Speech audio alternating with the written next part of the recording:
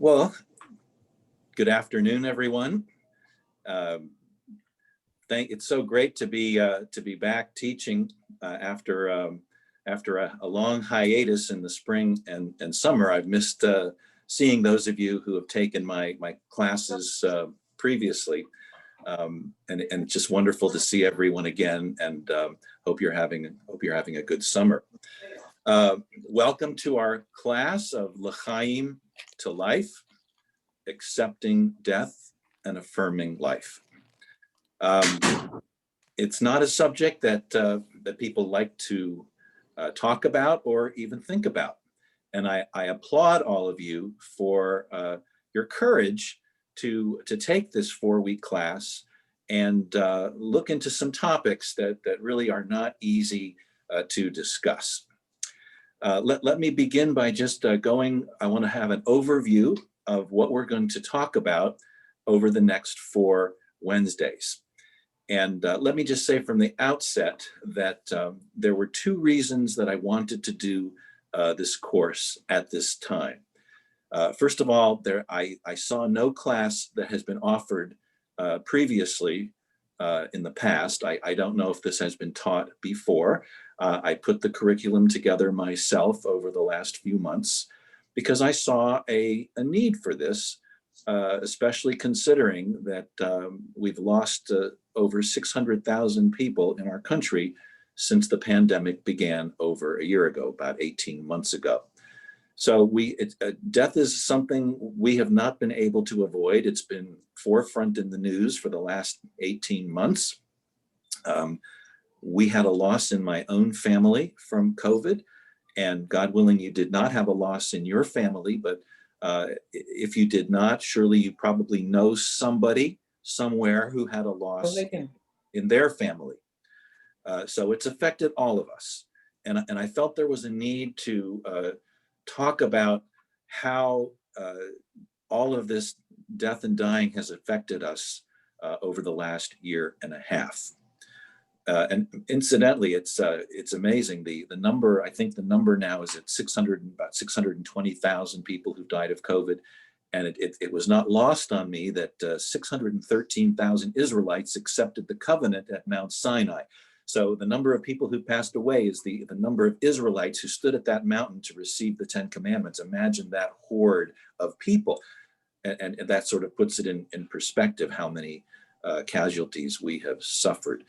The other reason that I wanted to do this class now, because I recognize that August is not necessarily the best time to do a class. People are busy. People have started to go out again. And of course, now with the Delta variant, not so much.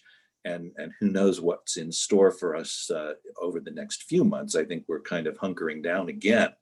But I wanted to do this class now because this is the month of Elul, the Hebrew month of Elul. It started Monday, just 2 days ago. And it's as you know, you probably know, it's the 30-day period of spiritual preparation for the high holidays. So tradition tells us it's a time we're supposed to start thinking about repentance and forgiveness, mistakes we've made in the past year, how to grant forgiveness, and accept apologies, and to think along those lines. It's also a time to confront our mortality, because Yom Kippur, as we're going to discuss today, Yom Kippur, if nothing else, is a confrontation with our own mortality and is actually a rehearsal for our death. So we're going to talk about that. So these 2 factors combined really made it propitious to discuss this topic now. And I'm so glad that we got a very nice turnout for this class. You're not going to regret it. I know it's a hard subject to talk about. I don't know how many of you struggled with, well, should I really take this class or not? I don't really want to, maybe I should. Half the people I talked to said, oh goodness, I don't want to talk about death. That's the last subject I want to think about now. All the way to a cousin of mine who's in his 90s. And he said, oh, this sounds wonderful. I definitely want to take your class. Now, Do you have to be in your 90s to take a class on death and mortality? Absolutely not. Matter of fact, the younger that you are, I think the more you're going to get out of this, because what we're building up to, the whole point of this is to show you that by dealing with our fear of dying, we can enhance our living. That's the whole, I'm just laying it out there right now from the beginning. That is the whole point of this class. If we're able to deal with our own mortality, that can improve the way we live the rest of our life now. So that's the reason that the class has nothing to do with age. Whether you're in your 30s or in your 90s, this is something you're going to get a lot out of. Let me go over with you what I titled for the 4 sessions. Today, the class is Judaism, optimistic about life, realistic about death. And the questions that we're going to examine is, how does Judaism view life? How does Judaism view death? What does death have to do with the high holidays, Yom Kippur in particular? Are Jews more afraid of dying than other people?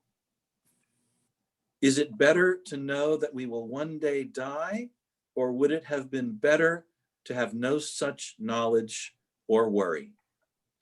And finally, if you could be told ahead of time the day you will die, would you want to know? And if so, would there be, what advantages would that be, or disadvantages? So those are the 5 questions that we're going to look at today. And just briefly, the subjects, I won't go into the questions for all the other sessions. We'll wait with that. But next week, we're going to talk about mortality, coming to terms with our greatest fear. That'll be on the 18th of August. On the 25th of August, we're going to look at the hereafter, Judaism's answer to our mortality. So we're going to look at some Jewish views of life after death. And then finally, on the last session on September the 1st, we're going to talk about finding meaning despite our mortality. So in other words, once we come to terms with the fact that we're going to die, how do we take that despair and meaninglessness, the seeming meaninglessness of what's the point, we're all going to die anyway, how do we take that and find even greater meaning than we have had before? So that's our roadmap, if you will, for the next 4 weeks. And we're going to start with a reading from, well, what can you do? This is a subject you've got to think lightly about at some point. So I'm going to read you a little excerpt from one of my favorite Jewish joke books, Old Jews Telling Jokes.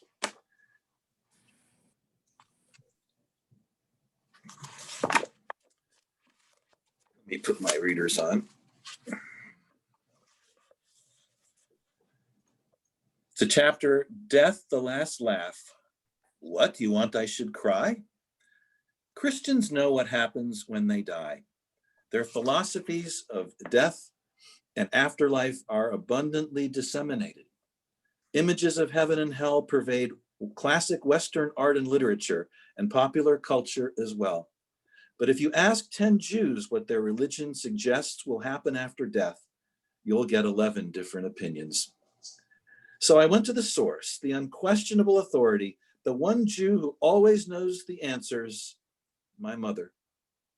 But she said, who wants to talk about death? It's depressing. And essentially, she's not far off from doctrinal philosophy. I called an old friend, Rabbi Abe Unger, and posed him the question, what do the Jews think about death? Rabbi Abe is an educated and contemplative man, and his response surprised me. He said, well, the Jews don't actually talk about it a lot. Well, that's funny. Jews I know are obsessed with death and telling a lot of jokes about it, which indicates a profound cultural preoccupation. But Rabbi Abe meant the philosophical Jews, the Jews who throughout the past 3,500 years have debated and written and evolved the halakha, the collective body of Jewish religious law. He paraphrased the text Halachic Man by the theologian Rabbi Joseph Soloveitchik, who writes that we fear and dread death because our duty is to do mitzvahs, and in death there is no opportunity to perform mitzvahs. Interesting. From what I gather, there are also limited opportunities to eat pizza, watch baseball, or get four-handed Thai massage. But the message is clear. It's about now. It's not about earning frequent flyer miles for a super duper eternity. I mean, there is a Jewish heaven, all you can eat shrimp poppers, but apparently all the Jews get in. First, you experience something like a Jewish version of purgatory, but after that, every single Semite is accepted. This gave me an idea for a sequel to the 1989 animated film All Dogs Go to Heaven, called, as you would expect, All Hebes Go to Heaven. But the recent Bernie Madoff scandal made me doubt this idea's veracity, and you can substitute Jeffrey Epstein if you want an update. Made me doubt this idea's veracity, and I put it off pitching this concept to Hollywood. Actually, Rabbi Abe mentioned to me that according to the Aristotelian medieval Jewish philosopher Maimonides, there could be a subtle meritocratic reward system in the afterlife, where the Jews who lived their lives more in accordance with halakha would get to be closer to God after death. The Madoffs and their ilk wouldn't go to hell exactly, but something like the Elizabeth, New Jersey section of heaven. The intellectual Jewish philosophies do dovetail with the armchair philosophies of the joke tellers in this chapter in one very important respect. The bottom line is the same. Live it, love it, kiss it, hug it, laugh it, cry it, grab it, and squeeze it now while you can, because the only sure thing about death is the basket of ruglach at the shiva. Well, that may be the last time we'll be laughing, but at least we got off to a happy note on that. So why a class on death and dying? What does Judaism have to say about life and death? And how do the high holidays, help us confront death and die?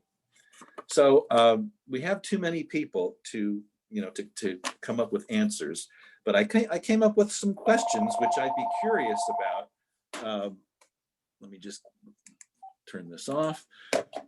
I came up with some questions that I would have liked to have known if we were in a living room situation and we could talk, and maybe you can pop some answers in the chat room if you would care to. But I'm curious, what made you sign up for this class?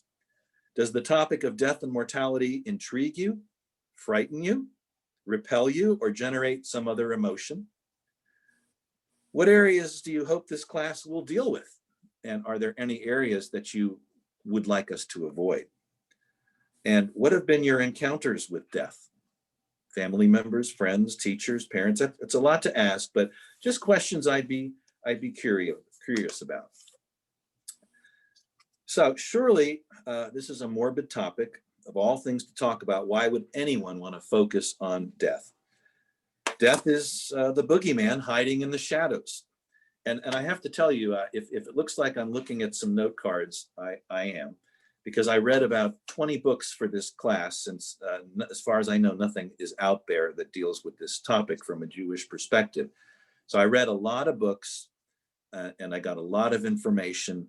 And maybe I'm old school, but the way that I organized the information was I wrote each point on a note card and then just reorganized them at the very end of the process so I could come up with coherent lectures. So I apologize if it seems like I'm reading. I am trying to stay organized and concise by organizing the note cards. So death is the great equalizer. Everyone is touched in some way by the fear and dread connected with thinking about death. And I can just give you a little bit of a personal example. My mother was born in Germany and grew up in the aftermath of World War I, prior to World War II. And she always had a fear of death. And ever since I was a young boy, she told me that her parents taught her that death was to be avoided. Any aspect of death was to be avoided at all costs. They actually, she frequently used the word death as contamination. And she was taught to be afraid of death, not to ever get near anything dead because she could become infected.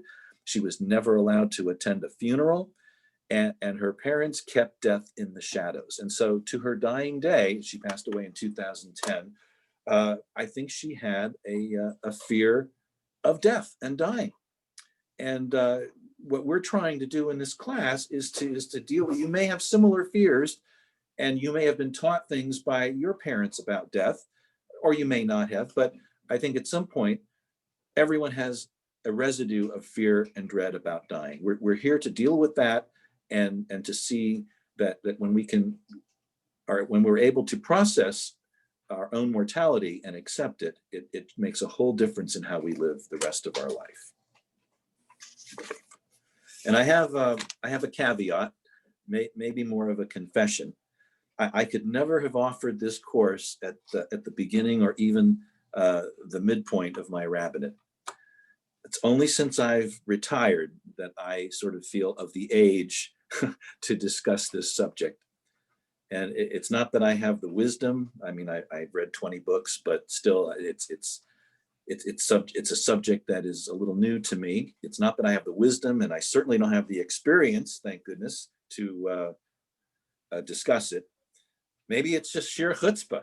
I don't know, but I had to spend nearly 4 decades in the rabbinate before I could offer a relevant, personally helpful response to the subject of our own mortality.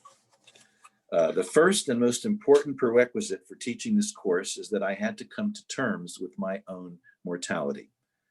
Because before I could profess to help any of you deal with your mortality, I had to learn how to deal with my own.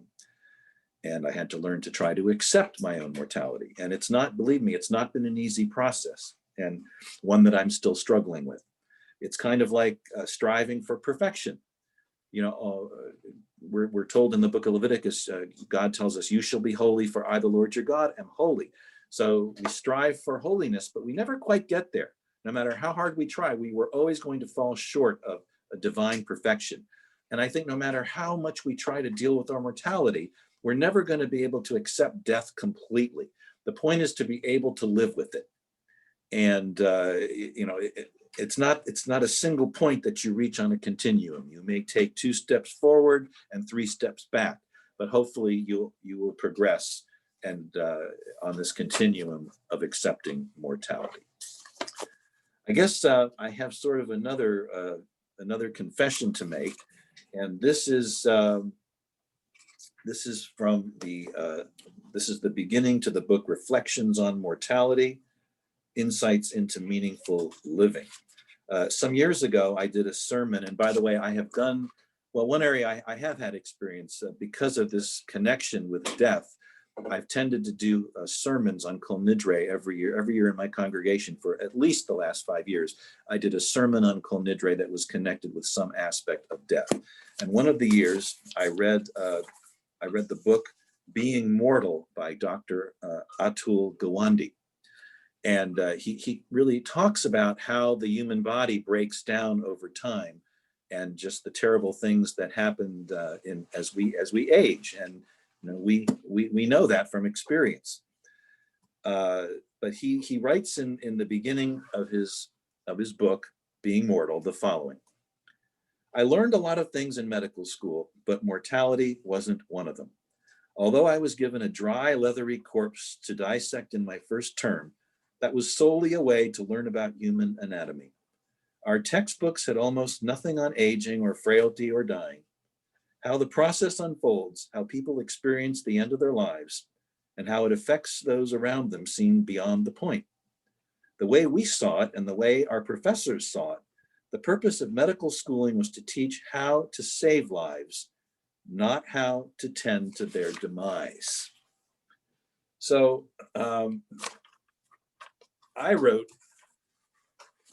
I sort of had a similar experience in rabbinical school. And now I profess only to speak for myself and no other rabbi, but if I had to rewrite that paragraph, this is what I would say. And this is a confession. I learned a lot of things in rabbinical school, but mortality wasn't one of them.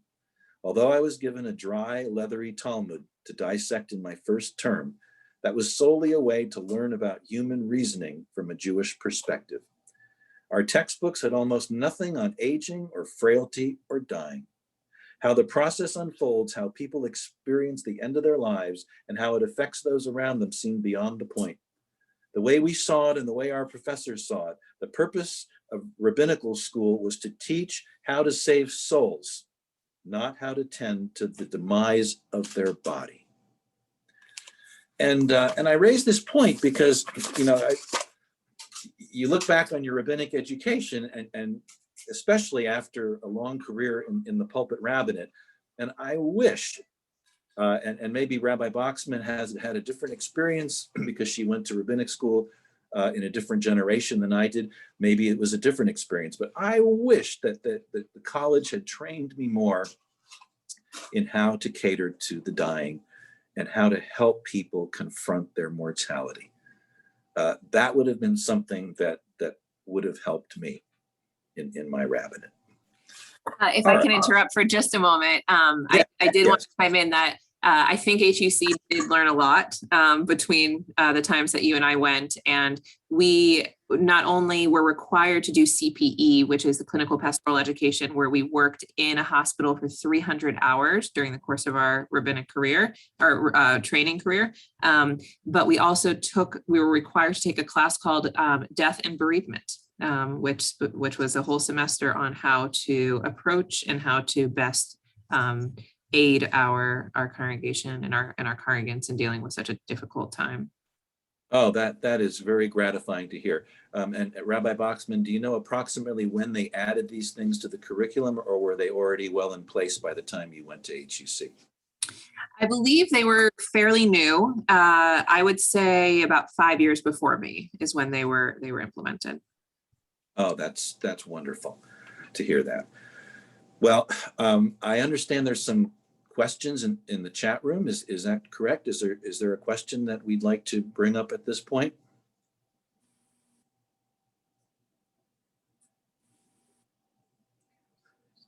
Sorry, I was muted. I was talking and didn't realize that.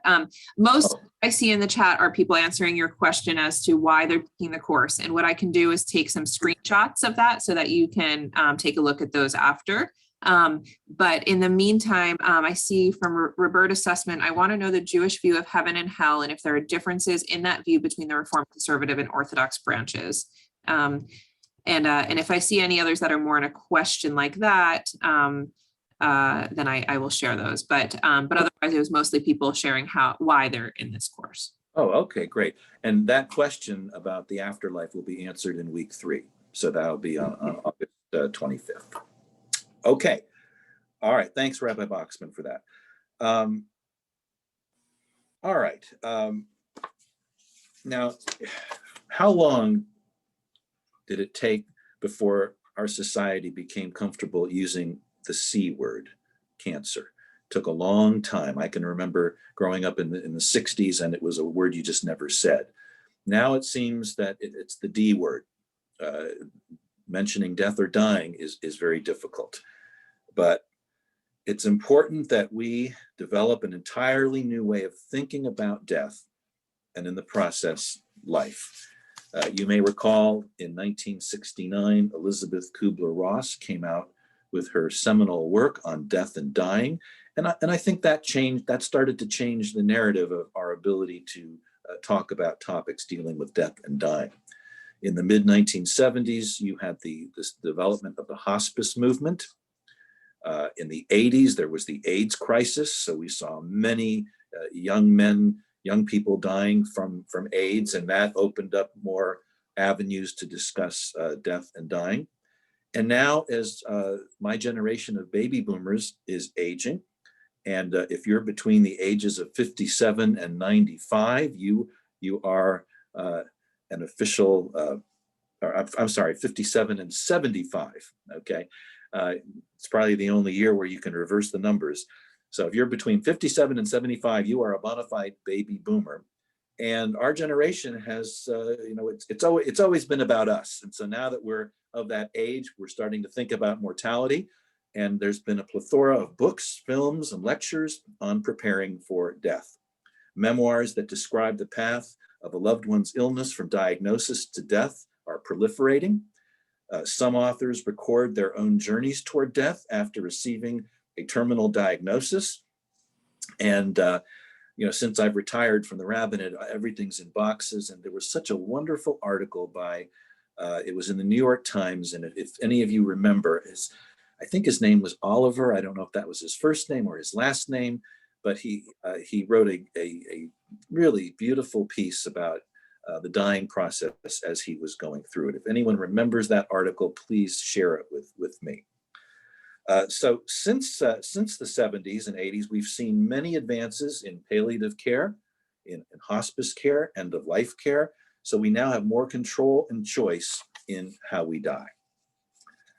This class is not harmful to your health. It will not give you nightmares or cause disease or bring on depression.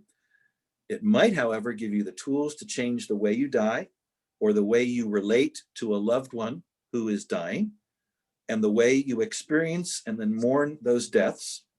And who knows, it just might change the way you live. That's the goal. But if nothing else, even if we are more comfortable and know how to deal with someone who's dying, that would be enough too. Because I know a lot of people are uncomfortable being in the presence of a dying person, whether it's a loved one or a friend. We often don't know what to say. We don't know how to act. We don't know what to do. We feel at a complete loss. So hopefully if we can enhance our toolbox a little bit in that area, then I know this class will have been successful. Rabbi Muller, can I interrupt for a minute? I saw two questions come in. Sure. I don't know if these are to answer right now, or if you can just put them on your list to answer eventually. But from Sandra Goldman, in Judaism, when does life begin and end? And from Sylvie Hyman, is cremation still a no-no in Judaism? Okay. The Jewish definition of when life begins is at the moment of birth. And that differs from Catholicism, which tells us that life begins at conception. So the sages indicated that life begins when the head emerges from the womb. And that obviously influences our views of abortion. And the topic of when does death ensue has been an area of controversy and is a complicated question of medical ethics. Does death occur when brain activity ceases? Does it occur when respiration ceases? Is it a combination of the two? You have different answers that will tell you that when death occurs and at that moment. So there's different answers on that, but usually it's a cessation of respiration and when the heart stops. That's when death occurs.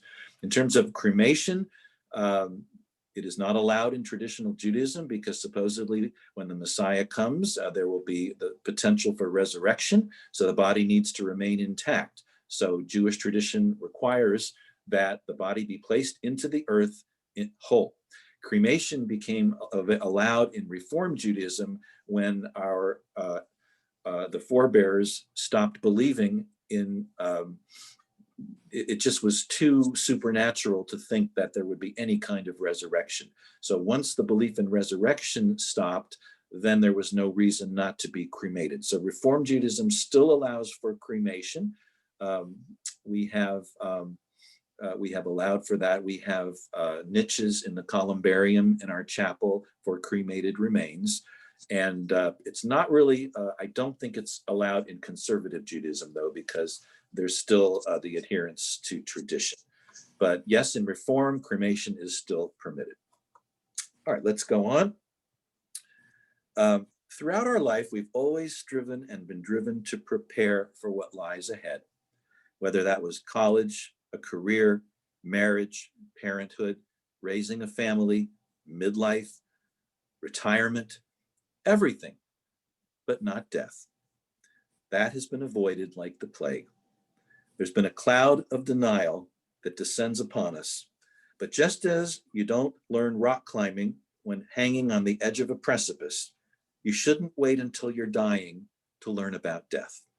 You need to start now. And that makes sense, that the more that you can prepare for your death and think about it, not only in terms of wishes of what you'd like in terms of extreme measures to save your life. If you want to be placed on life-enhancing machines, a respirator, if you don't want a respirator, those physical medical preparations, but just spiritually and emotionally, to think about how do you deal with loved ones? How do you tell loved ones that you're ill? How do you say goodbye? How do you all of these things emotionally, spiritually are necessary as well. The more you think about it now, the easier the passage will be when the time comes. If you don't think about it at all, it's much more stressful. Just like the family who doesn't buy plots, and at the time of death, their children are overwhelmed with details of the funeral that could have been spared them had you made proper preparations. So according to the preparation is the end. It can either be difficult and traumatic, or it can be made a lot easier. All right. You don't have to be old to take our course, for it will be relevant regardless of age or life experience, health status, as I said before. It's designed for people who have, like the old soap opera is titled, One Life to Live. Actually, the more time you have left, the more you will get out of this course. We can prepare ourselves for death. And there was a story I was going to tell you, but we're running short of time, so I'm going to plow ahead. Pulling death out from the shadows of darkness and examining it in the light of day does not make death happen. In fact, it does just the opposite. Thinking about death, learning about it, and accepting it makes life happen. And we're going to see how over the next 4 weeks. We pay a steep price by keeping the idea of our death in the shadows. If we think about it at all, it's with middle of the night panic and disbelief. And I'm not talking so much about the necessary preparations that must be made in order to have a good death, but I'm really interested in how talking about death can help us to live a better life. Let's get to our next question. What does Judaism say about life? Judaism values life. We have fundamental principles of life that revolve around the basic idea of the sanctity of life. Judaism was the first religious faith to promulgate this idea that human life was actually worth something. Think back to the early days of the stories of the Bible, when the Tower of Babel was being built. The builders would mourn more if a brick was broken, falling off the top, than a human being. Jews were the first to develop the idea that the human being was created in the image of God and that human life is sacred. Judaism values this world above the next world. We don't really know what's going to happen in the next world. So you better grab for all the gusto you can, like that old beer commercial, because this life may be all we have. All other principles of law may be sacrificed in order to save a life. That's another important principle. It's called pikuach nefesh. So you can actually abrogate laws of the Sabbath. If you're a traditional Jew and you're having Shabbos dinner and someone, God forbid, chokes on the chicken bone, you get in the car, you take that person to the hospital. Even though you're not allowed to start a fire and start a car, you're allowed to break the Shabbos laws in order to save a human life. That is pikuach nefesh. Another principle, what you do is more important than what you think or believe. Judaism is a religion that thinks about how we should pray, how we should celebrate the holidays, how we should celebrate the life cycle. What you do is so important. And then we have the wonderful phrase from the Talmud, if you've saved one life, it's as though you've saved the entire world. Judaism values this life. And going back to that earlier point, that it's only in this world that you can do mitzvahs. You can't do mitzvahs when you've passed away. Matter of fact, if you're buried in your talus, the tzitzit, the fringes are cut because you can't do anything. It's no longer a holy object, and you can't use it to pray. So the tzitzit have to be cut before it goes into the grave. Only the living can do mitzvahs. From the book of Leviticus, we have, you shall keep my laws by the pursuit of which man shall live. We are to live by the mitzvahs and by the mitzvot and not to die by them. God's commandments are given in such a way that one should live by them rather than die for them. Human life is considered sacred. Jews are the original founders of the Human Lives Matter movement. All right, think about that. The Human Lives Matter movement. We believe in life, we cherish life, life in this world, in this body, with all its limitations. We're not this world purists, however. The Jewish imagination freely depicts worlds other than our own, but all agree that the only place to serve God is here on earth, in this brief time period we call life. Although Judaism formally accepted a belief in the eternity of life, even including resurrection, it never permitted the afterlife to become the centerpiece of Jewish faith. I remember in my previous congregation in Roanoke, Virginia, someone converted to Judaism and said, well, Rabbi, what does our faith say about the afterlife? And I explained to her that, well, we do have views of the afterlife, but we don't make it a focus like it is in Christianity. And it's sort of nebulous. And she said, oh, Rabbi, I don't know. I've got to have an afterlife.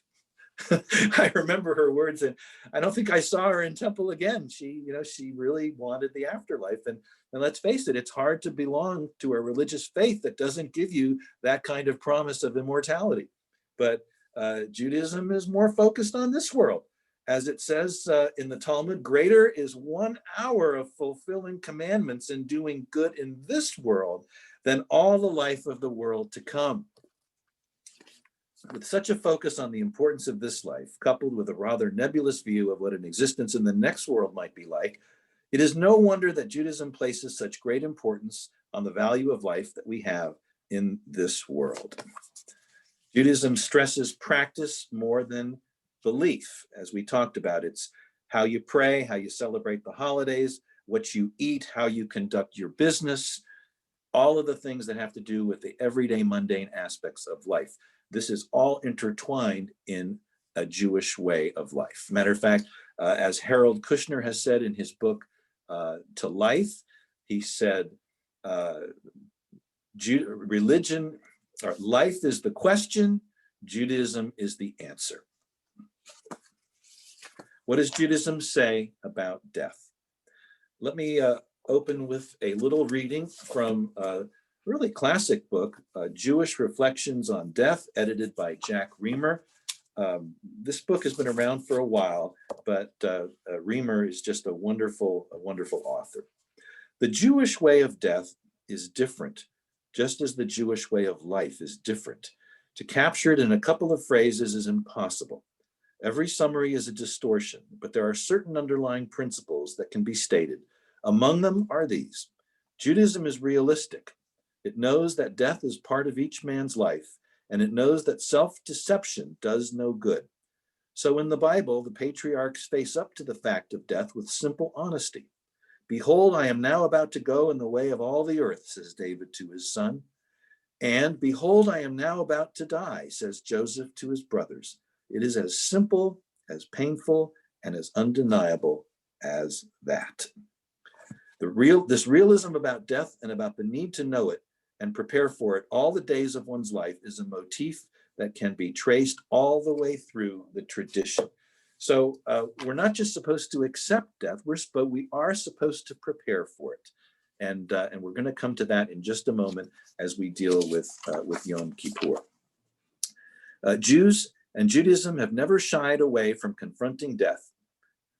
The essence of death and dying has obviously taken on a deeper and more urgent relevance in the pandemic. We talked about that.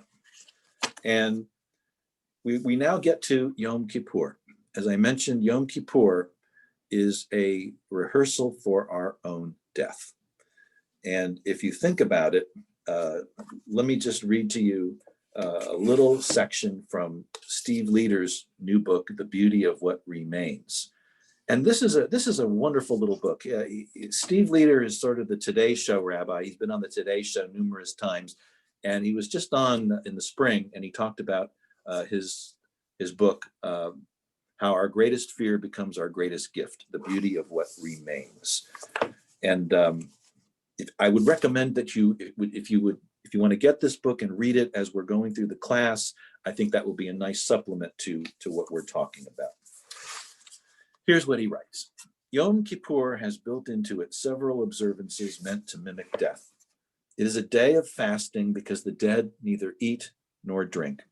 We wear white as a reminder of the white linen burial shroud.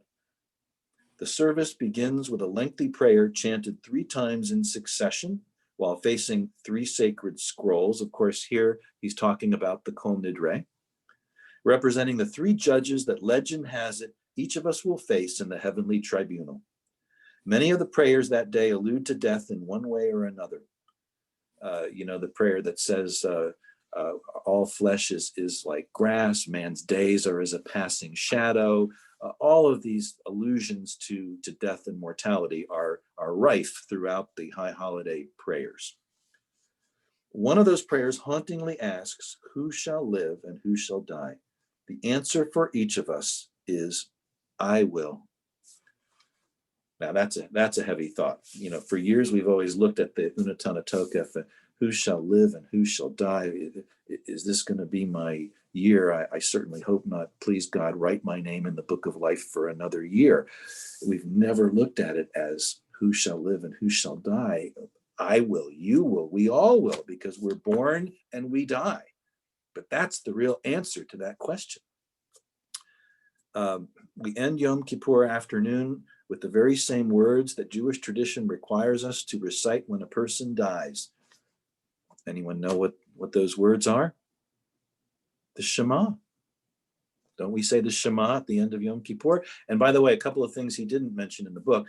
What do we do on Yom Kippur afternoon? We have the Yizkor Memorial Service, where we remember loved ones no longer with us who once brought light into our lives.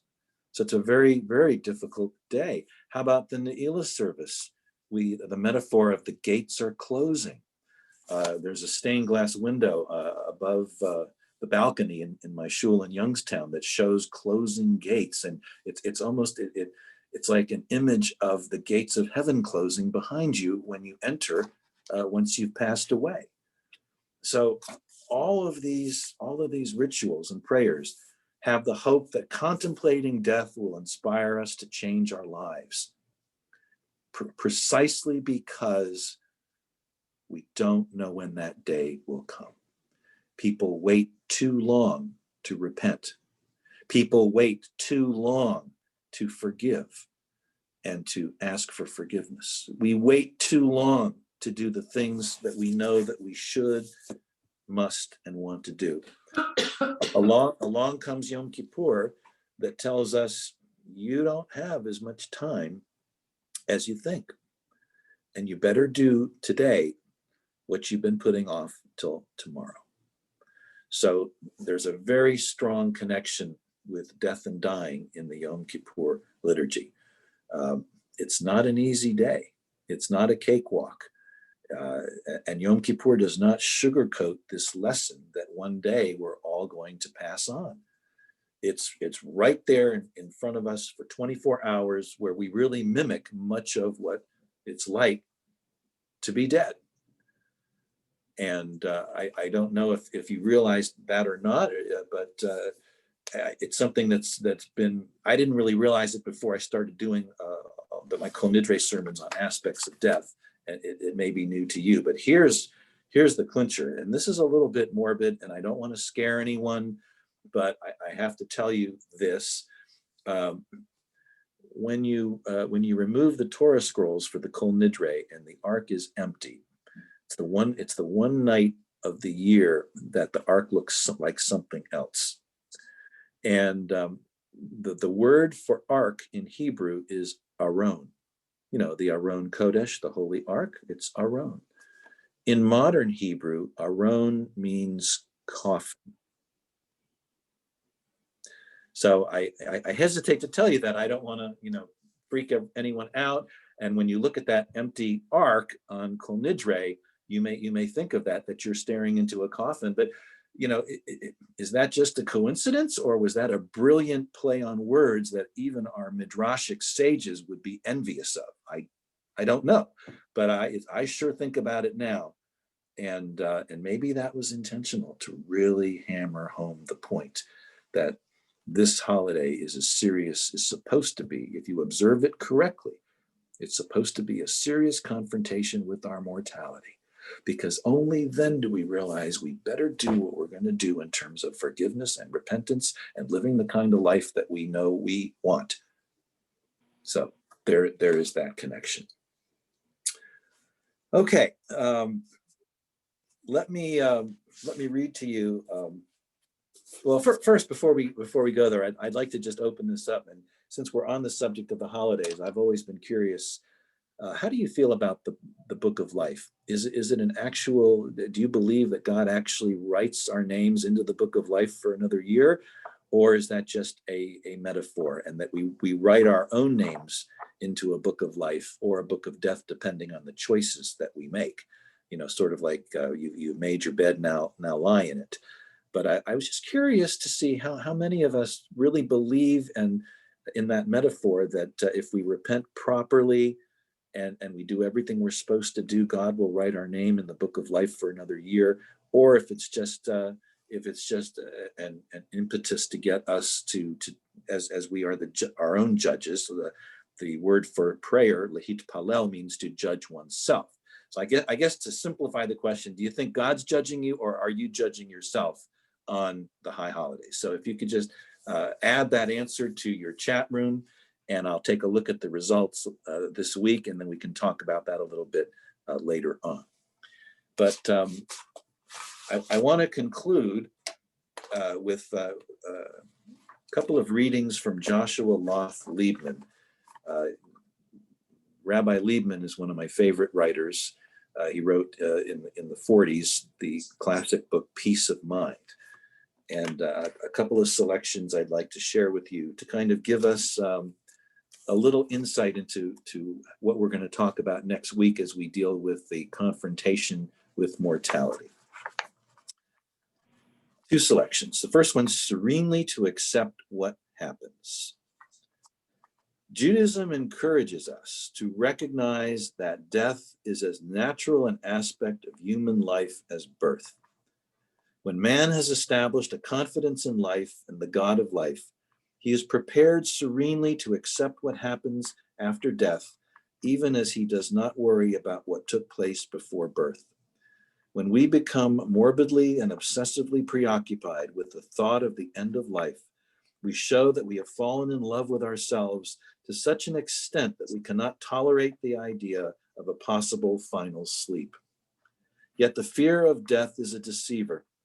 We think that we are frightened of death, when actually beneath the surface, we are frightened of many things that life has inflicted upon us.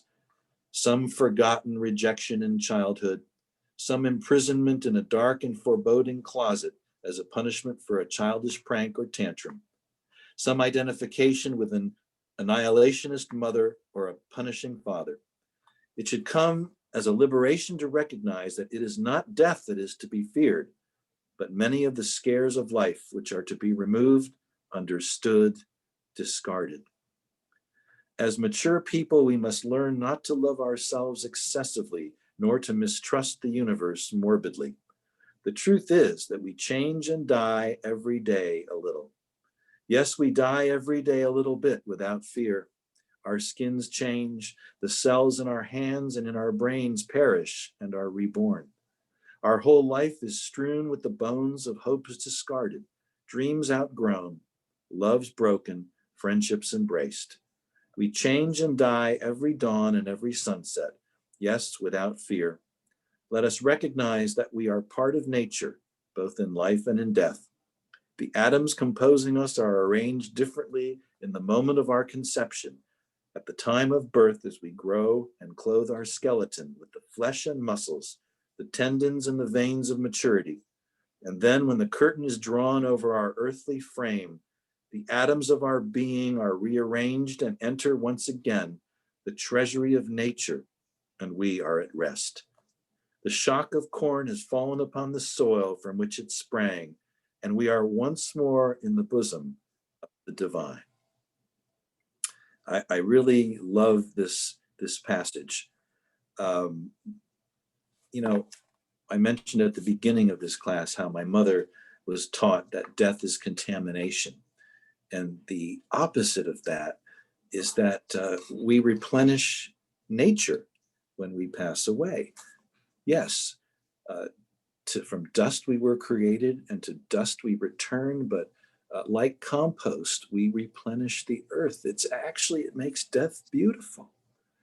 This line, the atoms of our being are rearranged and enter once again the treasury of nature, and we are at rest. If we were able to think of death in that way, it becomes a natural part of the life cycle. It's a life cycle event that we go through, and it's part of our life cycle. If we're able to look at death like that, I think it takes a lot of the fear away. And here's something I learned from Rabbi Leder's book, and I did not know this before. His contention is that a dying person is never afraid of dying. The only people who are afraid of death are the living. When you're dying and if you've suffered a long time from an illness, dying is perhaps nothing worse than pulling the covers over your head after a long, hard day, and it's going to sleep. Matter of fact, our sages consider death as nothing more than a profound sleep. But I wonder if anyone would challenge that assertion that a dying person is never afraid of dying. If you're afraid of dying, then you're not ready yet. You're still part of the living.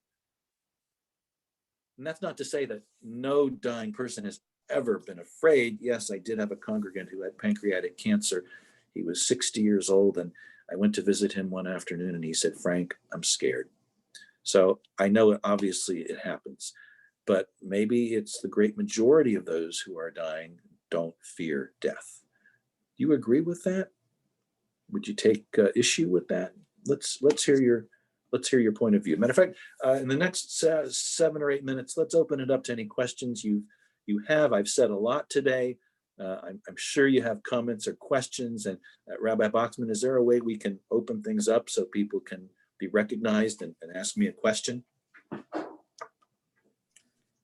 So people are commenting in the chat box, but I would actually encourage, now that this is an open time, to simply unmute and call out if you would like to ask a question or say a comment out loud. And Rabbi Boxman, if you see anything in the chat room that I'm not seeing the chat room, so if there's anything that you think should be addressed, please let me know. Okay. This is Stan. Can you hear me? Yes, I can, Stan. Okay. To end on a positive note, for all of us on this call, by living in the United States and by living at this point in history, we have gained 20,000 days already. There's a new book out. It's called, the names escape me, Stephen Johnson is the author.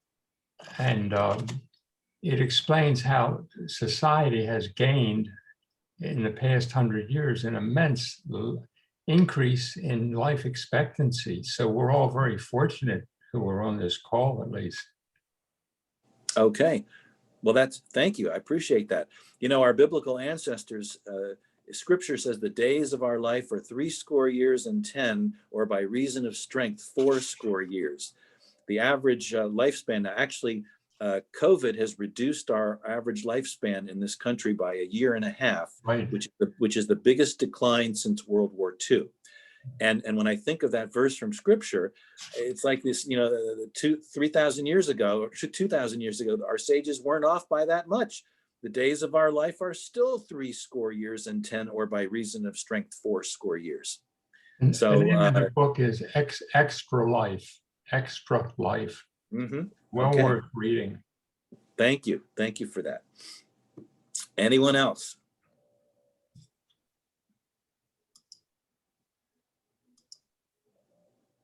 I have a question. Yes. Marcy? Hi, Marcy. Hi. I'm a product of a fanatic father who was so superstitious about death. He died without a will. I had black ballet shoes I used to hang on my mirror. He ripped it off. He broke my mirror. He made me go around a pole 3 times. He made me I stepped over my brother's legs once. He made me go back and it was horrible living with that. And when you say sleep is what death is like, I haven't slept since I've been a little girl. I can't stand to sleep. I think about sleep. So yes, I'm scared. I have horrible issues with death, which is why I took this course. I've had everyone around me die. My love of my life, my husband, my mother, my father, my brother. So do I think about death constantly? No, I'm a happy person. People who know me know I'm a half full kind of girl, but in the back of my mind, it's there. So this course for me may just open up a Pandora's box, but there you have a person looking at this course in the next coming weeks as a real desperate seeker of an answer. Okay. Now, you mentioned at the beginning of your remarks that, so when you go to sleep, you're afraid you're not going to wake up? Correct. I don't go under anesthesia well. I've had 2 operations where they've had to postpone it because I start to run atrial fibrillation. I am, yes. Yeah. You know, it's interesting. We can control every aspect of our, we can control every aspect of our life except how we sleep. And I also find it fascinating that, you know, the mystery of sleep. You're never quite aware of that moment when you transition from wakefulness to being asleep. It's an unconscious aspect of our being. And so it really, you know, who knows what happens while we're asleep? I don't know. And we have no control over what happens to us when we sleep. Rabbi, it's not just the sleep. I hate to interrupt you. I'm okay with it. I don't have sleep apnea. I guess I do sleep, but it's more of how do you get rid of decades and decades and decades and generational fear of death? How do all of a sudden I just one Yom Kippur say, okay, I'm not afraid anymore, or I can erase my father's voice in my head, or yes, very, very difficult to undo what you learned as a child from a parent, whether that's superstitions about everything from people of color, what you learn about racism, all of these prejudices of our parents are transferred to us. yeah. And that would be a question, you know, for a therapist to answer, is how you undo all of those years of indoctrination. But I think taking this class is a good beginning. Just the fact that you want to confront it yourself is a start.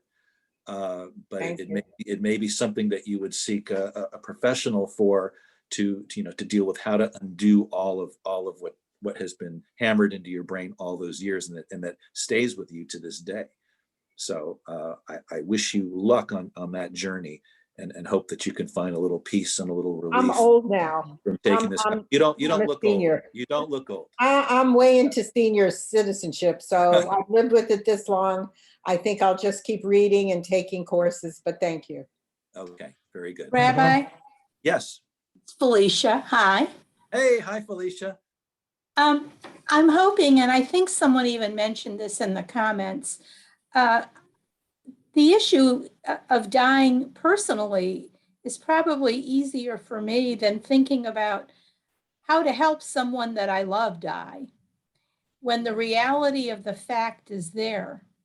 And you're a counselor, a soother, should you be a liar? How that relationship, I think, is very much on my mind as I've watched those around me pass away. And I don't know if, I'm sure you're planning to discuss that at some point, but it's very much on my mind. Okay. Thank you for that question.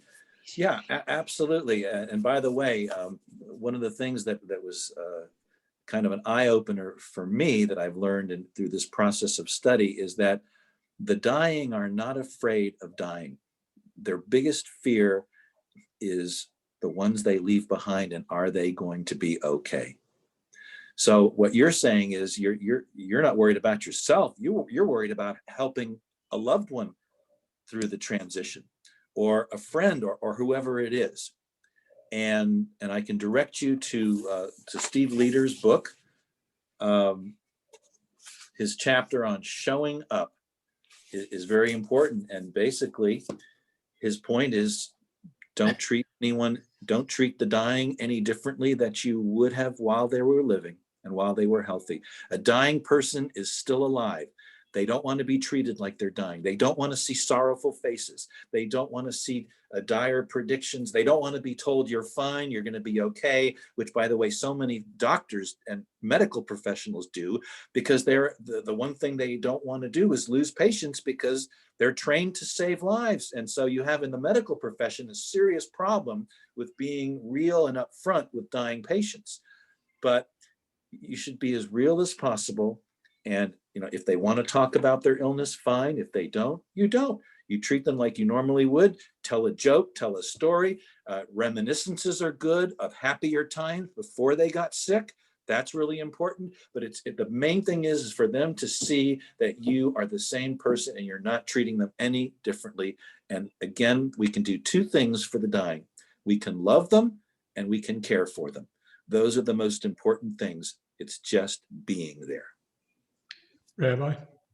Yes, and we're past the 1 o'clock hour, so we'll take, and I know I respect your schedules, so we'll take this one question and then we will see you next week. But go ahead. Tell me your name. Not exactly a question. I'm a neurologist. I'm a neurologist. Alan. I'm Alan Goldman. I'm Sandra's husband. Hi. Okay. I'm a neurologist, and I have turned off a lot of respirators. And there is a method and guidelines for physicians in turning off respirators. And when you have brain death in most of the states, that's equivalent with biological death. And I've, in the probably 100 cases that I've turned off, you have to teach the individual that it is really better for the patient. No one wants to lay in a coma on a ventilator. And it is better for the family, it's better for the patient to end the process. And it would always take me 2 or 3 days to get the EEG and to discuss everything with the family. But at the end, they wanted that patient to be comfortable. And that's when we would turn off the ventilator.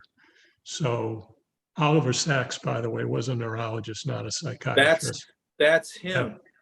That's him. And I have read the goodbye note that he wrote, which is absolutely beautiful. And I actually met Oliver many years ago in my training.